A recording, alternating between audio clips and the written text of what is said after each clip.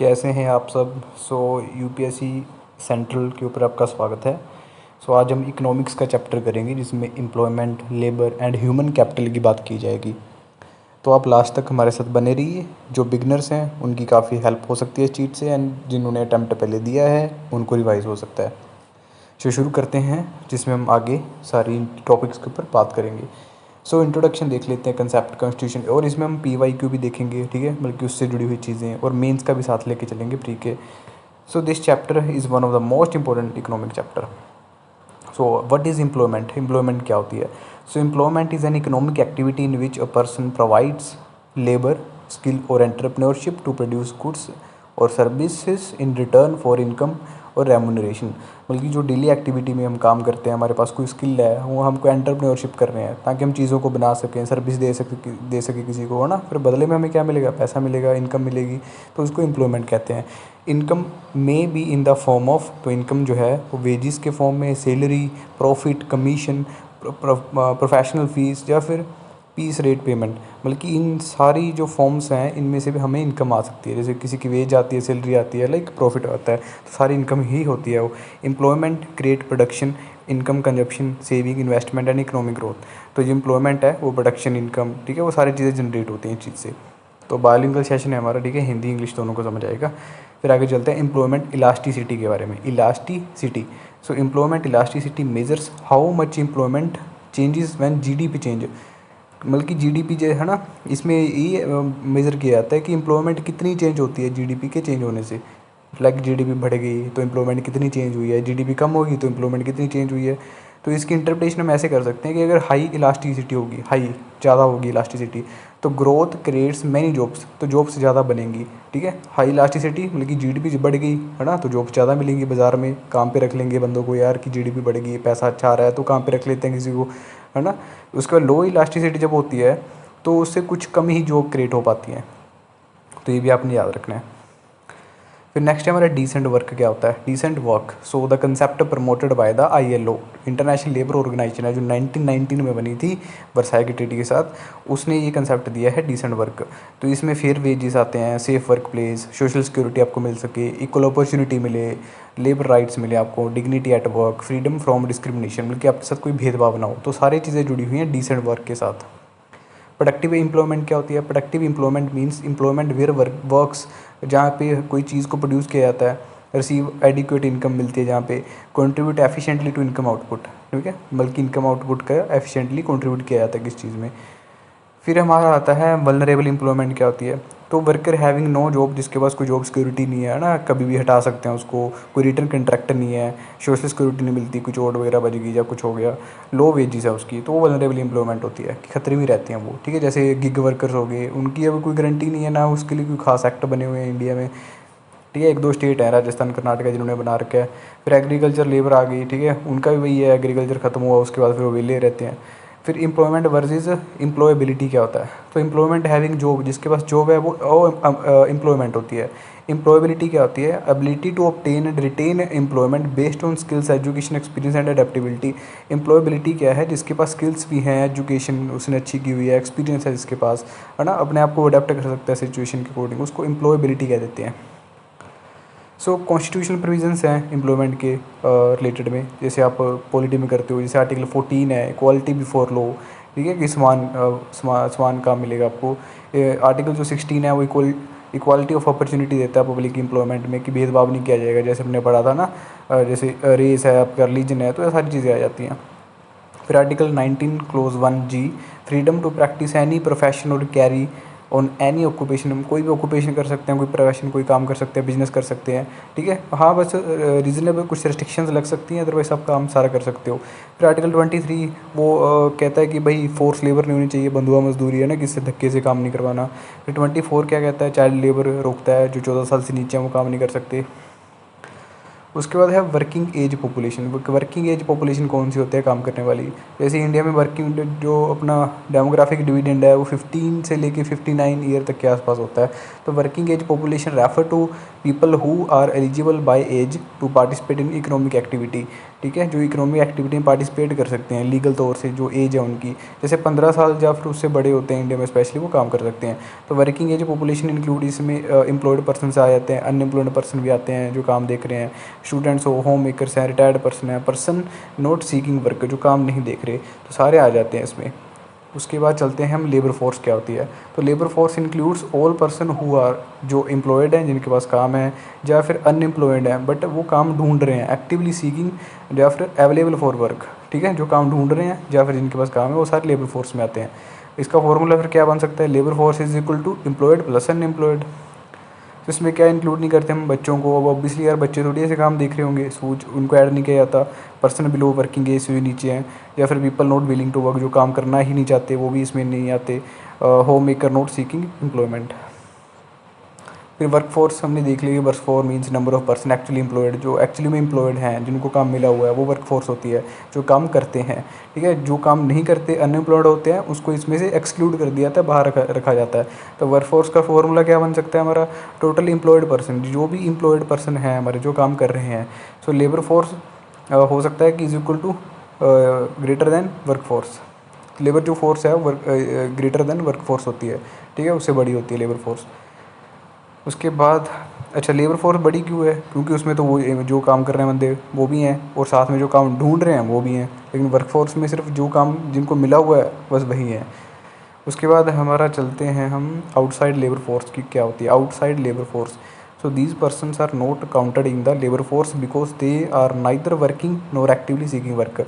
Outside है मतलब कि वो लेबर फोर्स के आउटसाइड, बाहर हैं, कि ना तो वो काम ढूंढ रहे हैं ना करना चाहते हैं, तो वो होती है आउटसाइड लेबर फोर्स। जैसे student not looking for job, कोई स्टूडेंट है लाइक वो मोस्टली स्टूडेंट तो जॉब वगैरह जैसे ढूंढते नहीं है। फिर होम मेकर्स नॉट सीकिंग, जैसे घर में मम्मियाँ काम करती हैं ना, वो ज़्यादातर काम ढूंढती नहीं है। एल्डरली रिटायर्ड पर्सन हो गए, वो भी रिटायर हो चुके हैं, नहीं काम ढूंढ रहे। पर्सन अनेबल टू वर्क, जो काम कर नहीं सकते। Discouraged worker who have stopped searching for jobs. ठीक है, बल्कि जो भी हार चुके हैं यार कि क्या जॉब ढूंढनी है, तो सारे आउटसाइड लेबर फोर्स में आ जाते हैं। उसके बाद लेबर फोर्स पार्टिसिपेशन रेट क्या होता है हमारा? LFPR, ऐसे कंसेप्ट आ जाते हैं इकोनॉमिक्स उसमें UPSC में। तो हमारा जो लेबर फोर्स पार्टिसिपेशन रेट है मेजर्स द और proportion of the working age population that is participating in labour market. मतलब कि एक ऐसा ऐसा वो होता है, प्रपोर्शन होती है जो लेबर मार्केट में पार्टिसिपेट करना चाहती है।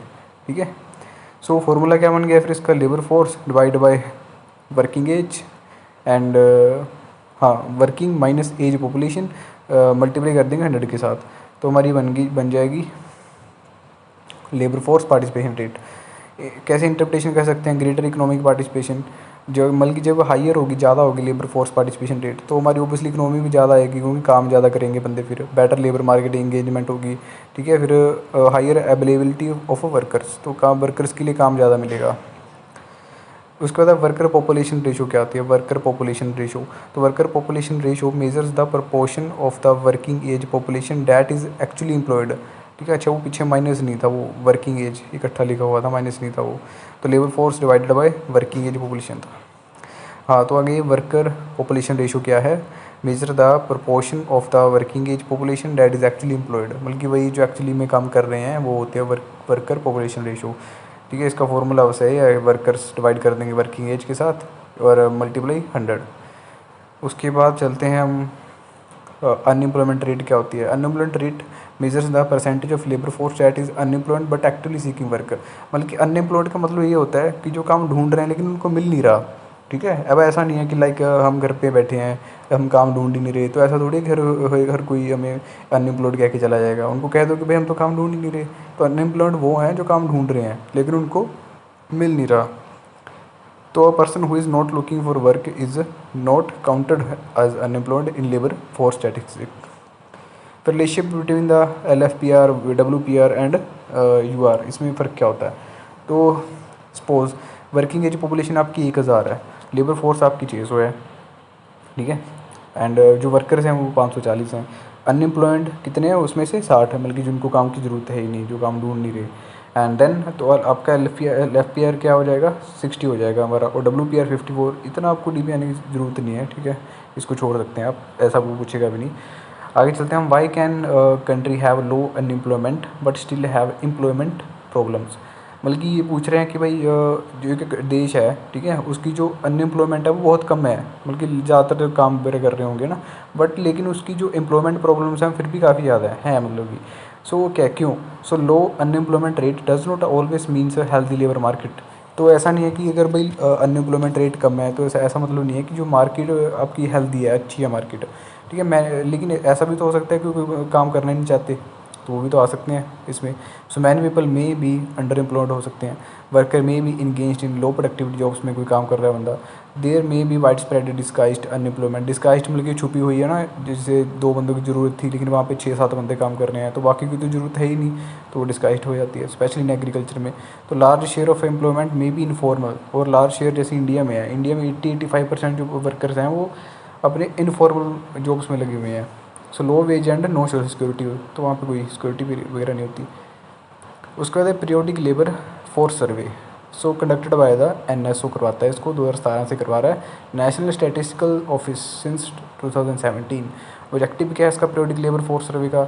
एस्टिमेट एम्प्लॉयमेंट, एस्टिमेट करता है एम्प्लॉयमेंट कितनी है देश में, अनएम्प्लॉयमेंट कितनी है, ठीक है, जो हम पढ़ के हैं पीछे LFPR WPR UR सबको नापता है वो। Provide rural and urban labour statistics देता है आपको। Support evidence based policy making. So why PLFS periodic labour survey force survey is important for UPSC? क्योंकि ऑब्वियसली ये वाइडली यूज़ किया जाता है इकोनॉमिक सर्वे में, यूनियन बजट में, लेबर पॉलिसी में, skill development programmes, employment debates में, parliamentary discussions में, सब चीज़ में यूज़ होता है पीरियोडिक लेबर फोर्स सर्वे। उसके बाद ये अपने कंसेप्ट थोड़े याद रखने हैं कि working age population include everyone above the specified age threshold regardless of whether they work. अब ऐसा नहीं है कि वो काम कर रहे हैं या नहीं कर रहे, बस एक स्पेसिफाइड एज के ऊपर, जैसे इंडिया में है कि 15 साल के ऊपर काम कर सकता है हर कोई, तो उसको वर्किंग एज पॉपुलेशन कह देते हैं। उसके बाद लेबर फोर्स क्या होती है? इंक्लूड ओनली दोज वर्किंग और actively seeking work. Labour force क्या है? जो काम कर रहे हैं या फिर काम ढूंढ रहे हैं, वो वर्किंग वो लेबर फोर्स है, लेबर फोर्स है। वर्कफोर्स क्या होती है? इंक्लूड ओनली एम्प्लॉयड पर्सन, जो सिर्फ काम कर रहे हैं, सिर्फ वही आते हैं वर्कफोर्स में। अनएम्प्लॉयमेंट क्या आ गई? तो is calculated using the labour force note the total population. अब ऐसा नहीं है कि है ना अनएम्प्लॉयमेंट, बस वही सेम चीज़ आ गई कि जो बंदा काम नहीं ढूंढ रहा, ठीक है, वो तो इसमें आएगा नहीं। जो काम ढूंढ रहा है लेकिन उसको मिल नहीं रहा, वो आएगा अनएम्प्लॉयमेंट में। उसके बाद चलते हैं हम आगे, कुछ रिवीजन बॉक्स में देख लेते हैं। Labour force is equal to employed plus unemployed, दोनों आ जाते हैं, ठीक है, लेबर फोर्स में। वर्क फोर्स में सिर्फ एम्प्लॉयड आएंगे। उसके बाद LFPR WPR UR are the most important employment indicators. उसके बाद PLF पीरियोडिक लेबर सर्वे अपना फोर्स सर्वे कौन करवाता है? नेशनल स्टैटिस्टिकल ऑफिस करवाता है। उसके बाद लो अनएम्प्लॉयमेंट डज नॉट नेसेसरली कि हाई क्वालिटी एम्प्लॉयमेंट आपको मिलती है वहाँ पे। फिर उसके बाद ओपन अनएम्प्लॉयमेंट क्या होती है? तो person has no job at all, जिसके पास कोई जॉब नहीं है, despite actively seeking searching for work. तो कहने का मतलब है जैसे ग्रेजुएट्स हैं अप्लाइंग फॉर जॉब्स, ग्रेजुएट्स ने जॉब्स के लिए अप्लाई किया हुआ है, ठीक है, लेकिन अभी भी उनको जॉब मिली नहीं है, तो वो ओपन अनएम्प्लॉयमेंट में आ जाते हैं। बल्कि जिसके पास जॉब नहीं है, despite actively searching for work, लेकिन वो काम ढूंढ रहा है, वो ओपन अनएम्प्लॉयमेंट होती है। तो फैक्ट्री वर्कर लेड ऑफ, जैसे फैक्ट्री में काम करते थे बंदे, उसको हटा दिया गया, ठीक है, और वो कुछ कोई और जॉब ढूंढ रहे हैं, तो उसको फ्रिक्शनल अनएम्प्लॉयमेंट भी कह देते हैं। फ्रिक्शनल मतलब कि वो कोई और जॉब ढूंढ रहा है। अब इसके कारण क्या हो सकते हैं? स्लो जॉब क्रिएशन है, जॉब्स इतनी आ नहीं रही मार्केट में, पॉपुलेशन ग्रोथ ज़्यादा हो रही है, काम नहीं मिल रहा, इकोनॉमिक स्लो डाउन हो रखा है, स्किल मिसमैच है, तो होते हैं ओपन अनएम्प्लॉयमेंट। फिर डिस्गाइज्ड अनएम्प्लॉयमेंट क्या होती है? डिस्गाइज्ड मतलब कि छुपी हुई, जैसे खेतों में 4 बंदों का काम था, वहाँ पे 10 चले गए कि बेले बैठे हैं, जल चले जाते हैं, जो एक्स्ट्रा चले जाते हैं ना बंदे, वो डिस्गाइज्ड अनएम्प्लॉयमेंट होती है, ठीक है, आपने याद रखना इस चीज़ को। फिर सीजनल अनएम्प्लॉयमेंट क्या होती है? जो सीज़न के साथ बदलती रहती है, जैसे ऐसे एग्रीकल्चर का सीज़न है, एग्रीकल्चर का सीज़न चलता रहता है, जैसे अभी लाइक चावल की फसल लगाई जा रही है, ठीक है, तो उसके बाद फिर जो लेबर है बेचारे वो फिर से अपने अपने प्रदेश चले जाएंगे, है ना, कोई यूपी बिहार चला जाएगा, किधर चला जाएगा, तो वो होती है हमारी सीजनल अनएम्प्लॉयमेंट, जो सीज़न के साथ रहती है, जब सीज़न ख़त्म हो जाता है फिर वो फिर से बेचारे बेरोज़गार हो जाते हैं, उसको कह देते हैं। फिर स्ट्रक्चरल अनएम्प्लॉयमेंट क्या होती है? जिसमें स्ट्रक्चर अच्छा नहीं होता, ठीक है, स्ट्रक्चर चेंज होता रहता है, कुछ नया स्ट्रक्चर आ गया, ठीक है, उसको कहते हैं स्ट्रक्चरल अनएम्प्लॉयमेंट। तो ऐसे इंडस्ट्रियल ट्रांसफॉर्मेशन आ गया, पहले मशीनों से काम करते थे, ठीक है, मशीनें हमें इंसानों को चलानी पड़ती थी, अभी मशीनें खुद चल रही हैं ऑटोमेशन के साथ, AI के साथ, तो स्ट्रक्चर चेंज हो गया ना, तो उसको स्ट्रक्चरल अनएम्प्लॉयमेंट कहते हैं, जो बंदे बेरोजगार हो गए स्ट्रक्चर की वजह से। फ्रिक्शनल अनएम्प्लॉयमेंट क्या कौन सी होती है? टेम्परेरी अनएम्प्लॉयमेंट होती है। लाइक बंदा कोई एक जॉब से दूसरी जॉब में जाना चाहता है, तो अभी उसको जॉब मिली नहीं है ना, जो बीच वाला उसका समय रह गया वो फ्रिक्शनल अनएम्प्लॉयमेंट है। बल्कि एक जॉब मिली हुई थी उसको, लेकिन वो दूसरी जॉब ढूंढ रहा है, तो बीच वाला जो समय है वो फ्रिक्शनल अनएम्प्लॉयमेंट है। ठीक है, रगड़ा जा रहा है बेचारा। तो एग्जाम्पल जैसे ग्रेजुएट जॉब को सर्च कर रहे हैं, ठीक है, उसके बाद कोई किसी एम्प्लॉय ने रिज़ाइन दे दिया, दूसरी जॉब ढूंढ रहा है, वो होती है फ्रिक्शनल अनएम्प्लॉयमेंट। साइक्लिकल अनएम्प्लॉयमेंट कौन सी होती है? Occur due to decline in aggregate demand during the economic recession, मतलब कि रिसेशन में चल रही है इकोनॉमी, इतना काम नहीं मिल रहा, पैसा भी नहीं इतना आ रहा है इकोनॉमी में, तो साइकिल के साथ जो साइक्लिकल मतलब कि वो चेंज होता रहता है, पहिया टायर का ना आगे पीछे घूमता रहता है, तो कभी भी आ सकती है, तो उसको कहते हैं साइक्लिकल अनएम्प्लॉयमेंट। तो एग्जांपल जैसे recession leading firms to reduce hiring lay off worker, मतलब कि जैसे रिसेशन है, काम इतना आ नहीं रहा, तो वर्कर्स को हटाना पड़ गया, so this is called a cyclical unemployment. Then is technological unemployment. So technological unemployment definition. So worker lose jobs because machines or automation replace human labor. So technological unemployment basically workers जब job खो देते हैं, ताकि क्योंकि machines आ चुकी हैं, automation आ चुका है, उसने ह्यूमन लेबर को रिप्लेस कर दिया, तो वो होते हैं टेक्नोलॉजिकल अनएम्प्लॉयमेंट। इसके कारण क्या हो सकते हैं? ऑटोमेशन, रोबोटिक्स आ गया, एआई आ गया और डिजिटलाइजेशन हो गया। एजुकेटेड अनएम्प्लॉयमेंट कौन सी है? जिसको बंदे को ऑब्वियसली डिग्री कोई और कर रखी है, काम कोई और ढूंढ रहा है, ठीक है, या फिर वो उल्टी सीधी चीज़ें हैं बस, ठीक है, वो हो जाते हैं। स्किल मिसमैच है, लिमिटेड हाई क्वालिटी जॉब्स हैं, प्रेफरेंस गवर्नमेंट जॉब्स, तो सारी एजुकेटेड अनएम्प्लॉयमेंट होगी। ठीक है, पढ़ा लिखा तो है लेकिन उसकी स्टडी काम नहीं आ रही ना उस जॉब में, तो एजुकेटेड अनएम्प्लॉयमेंट होगी वो। अंडर एम्प्लॉयमेंट कौन सी होती है? तो पर्सन इज़ एम्प्लॉयड, पर्सन काम तो कर रहा है but works fewer hours than desired, लेकिन काम उसको थोड़ा कम मिल रहा है। जैसे नए नए बंदे बाहर फ़ॉरेन जाते हैं, किसी देशों में जाते हैं, तो उसको काम पूरा 8 घंटे नहीं करवाया जाता, ठीक है, 3-4 घंटे करवा लिया जाता है, उसको अंडर एम्प्लॉयमेंट कह देते हैं कि काम तो उसको मिला हुआ है लेकिन पूरे घंटे नहीं काम मिल रहा उसको करने को, तो अंडर एम्प्लॉयमेंट होती है वो। ठीक है, उसके बाद जैसे engineer working in job requiring much lower qualification, जैसे फिर ऐसे कह सकते हैं कि जो इंजीनियर है, ठीक है, इंजीनियर क्या है, काम कर रहा है किसी जॉब वगैरह में, उसको मिल चुकी है, ठीक है, लेकिन उसकी जो क्वालिफिकेशन है वो लोअर है, ठीक है, qualification in a job requiring much lower qualification, a worker wanting full time work but getting only part time employment, तो सारी आ जाती है अंडर एम्प्लॉयमेंट में। क्रॉनिक अनएम्प्लॉयमेंट कौन सी होती है? Persistent unemployment over a long period because the economy fails to generate enough jobs, मतलब इसका मतलब क्या है कि जो इकोनॉमी है वो जॉब्स नहीं इतनी बना पा रही, क्रिएट नहीं कर पा रही, ठीक है, तो लंबे टाइम के लिए जो अनएम्प्लॉयमेंट रह जाती है उसको क्रॉनिक अनएम्प्लॉयमेंट कह देते हैं, कि लंबे टाइम के लिए मैं तो यार बेरोज़गारी रह गया, जॉब्स आ ही नहीं रही, नई भर्तियाँ नहीं आ रही, तो वो हो जाती है हमारी क्रॉनिक अनएम्प्लॉयमेंट।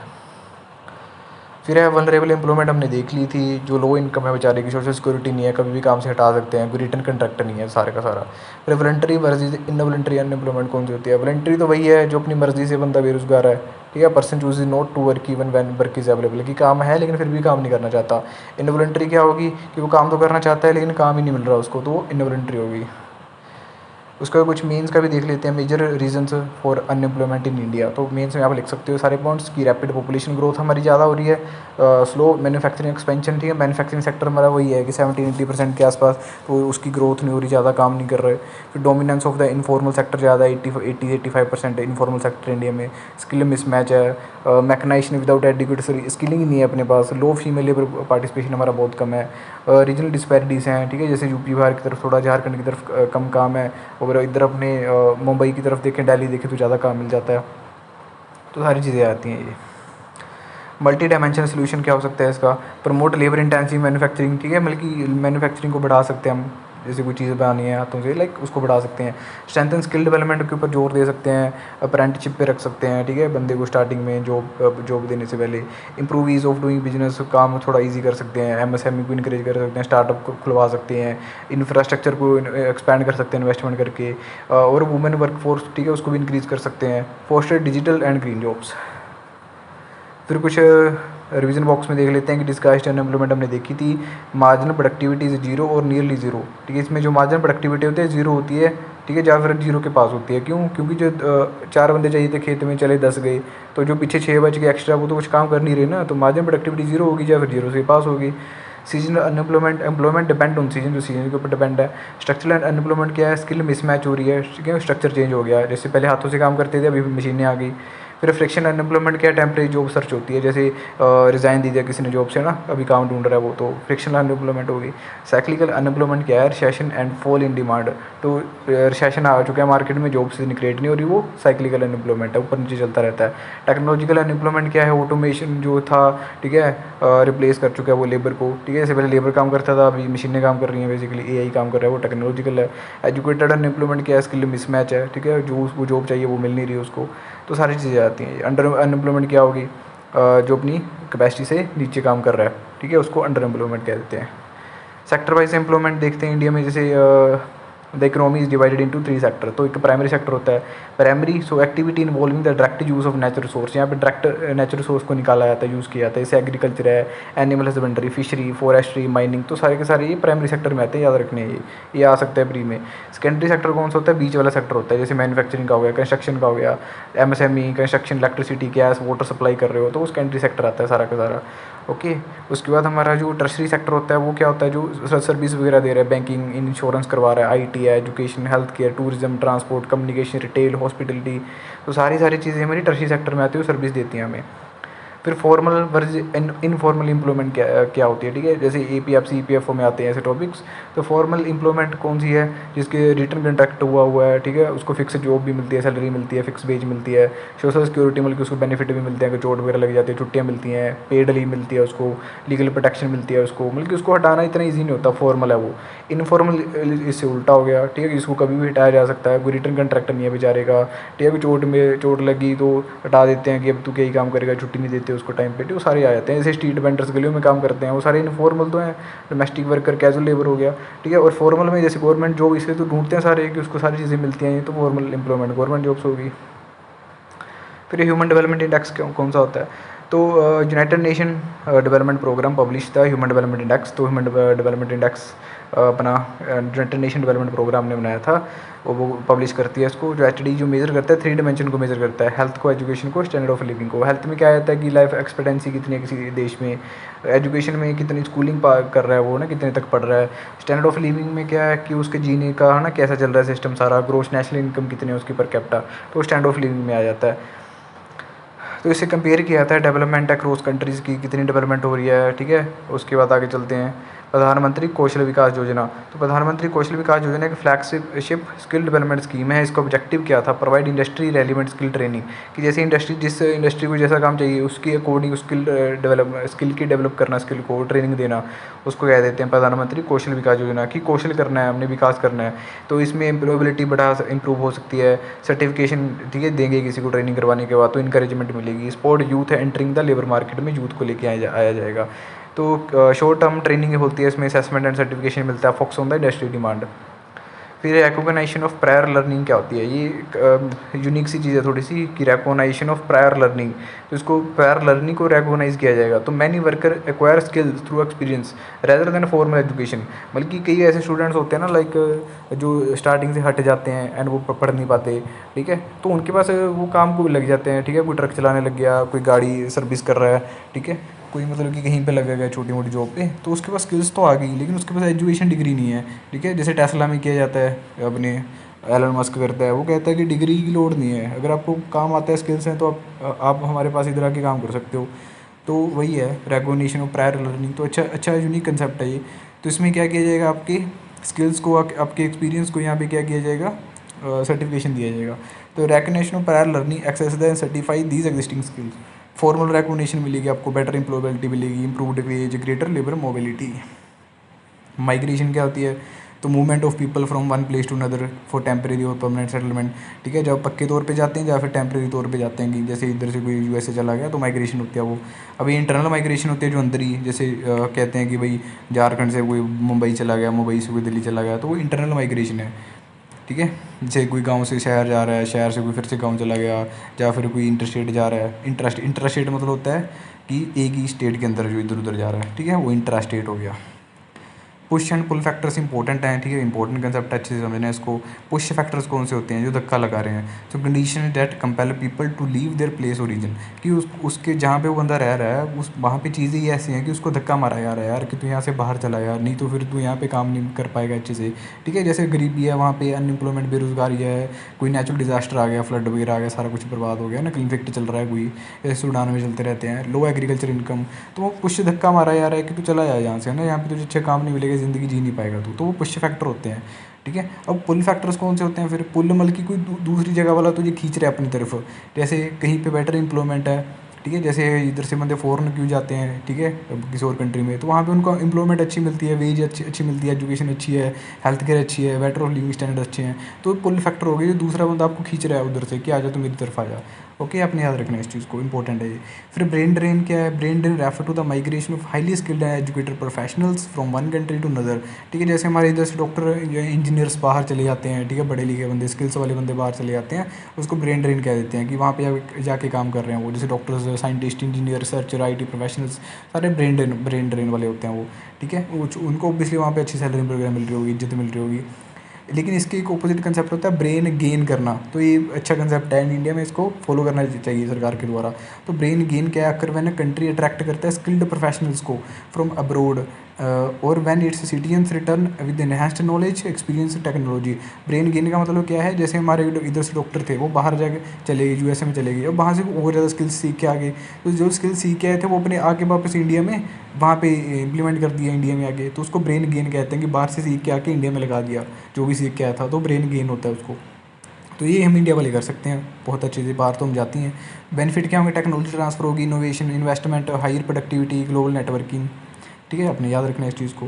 फिर ब्रेन सर्कुलेशन क्या होती है? Brain circulation refer to the continuous movement of skilled professionals across countries, मतलब कि जो स्किल्ड प्रोफेशनल हैं वो इधर उधर कंट्रीज़ में अक्रॉस जाते रहते हैं, कोई इधर अमेरिका चला गया, कोई इंग्लैंड चला गया। फिर knowledge, investment and innovation flow in multiple directions, तो ऑब्वियसली उनकी नॉलेज भी दूसरी दूसरी कंट्री में फैलती रहेगी ऑब्वियसली, जैसे पुराने ज़माने में कहते थे ना, लाइक मोरक्को इधर चला गया, इंडिया आ गया, फिर वापस चला गया, घर पे चला गया, तो ऐसे करके सर्कुलेशन कहते हैं उसको, brain circulation. So unlike brain drain की ना तरह, तो it can create mutual benefit for both origin and destination country, तो इसमें दोनों चीज़ों में काम हो सकता है अच्छे से ब्रेन सर्कुलेशन में, ठीक है। ब्रेन ड्रेन में तो क्या है, बंदा इधर से चला गया वहीं पे आके काम करेगा बस। फिर उसके बाद चलते हैं हम आगे, ख़त्म हो गया। हाँ, तो ये हमारा कंप्लीट हो गया चैप्टर इकोनॉमिक्स का आज वाला, ठीक है, जिसमें हमने लेबर इंप्लॉयमेंट वगैरह के बारे में बात की, वर्कफोर्स के बारे में बात की। तो हमारा चैप्टर कंप्लीट हो गया। जिसको अच्छा लगा वो लाइक सब्सक्राइब कर सकते हैं, जिसको नहीं अच्छा लगा वो ना करे, कोई मर्ज़ी, उनकी मर्ज़ी है।